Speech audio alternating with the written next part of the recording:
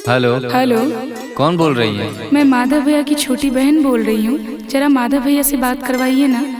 ठीक है, लाइन पे रहिए, मैं अभी उनसे बात करवाता हूँ आपकी।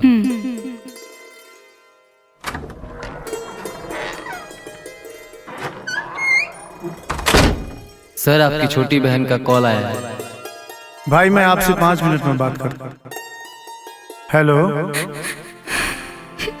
हेलो हेलो, की भेलो बहन, किया काने छी?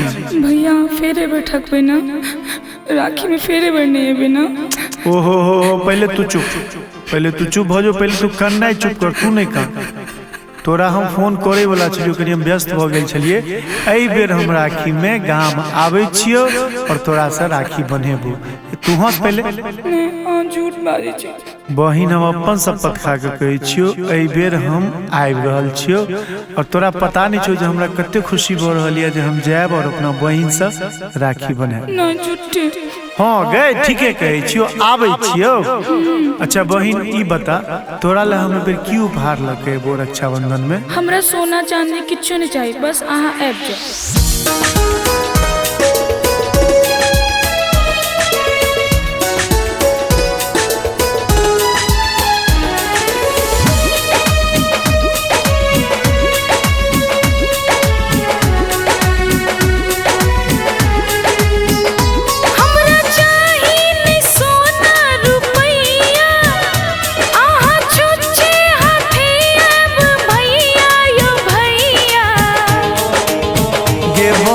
राखी बन्हाबोल एबो, तोरे हाथ से राखी बन्हेबो। यो भैया राखी बन्हाबोल एबै, अपना बहिन के फेरो नहीं कनेबै।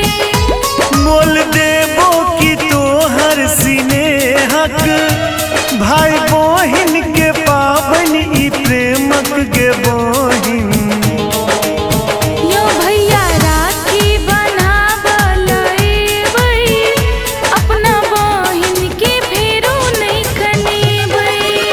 बहिन राखी बन्हाबोल एबो, तोरे हाथ से राखी बन्हेबो।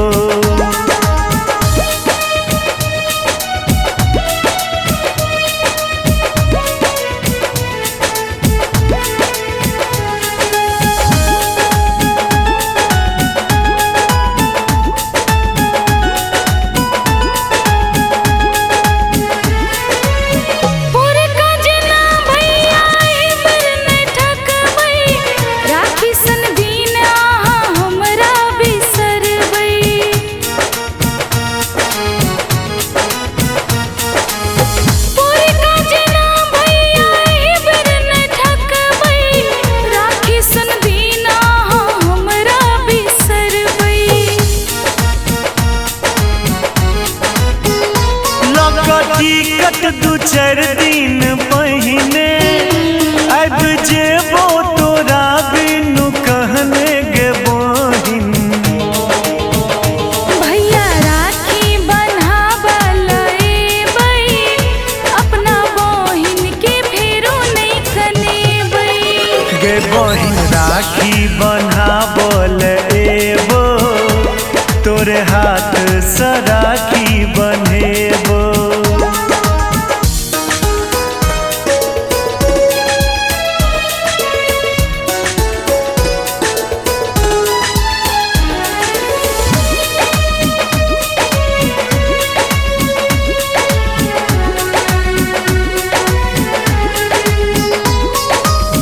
कॉले तू झट दागे सब ओरियान, तोरे हाथक खेबो हम पकवान।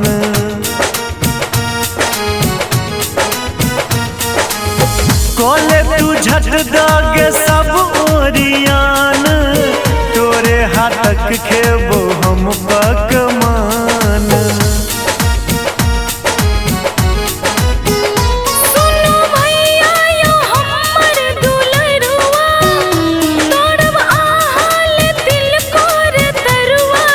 भैया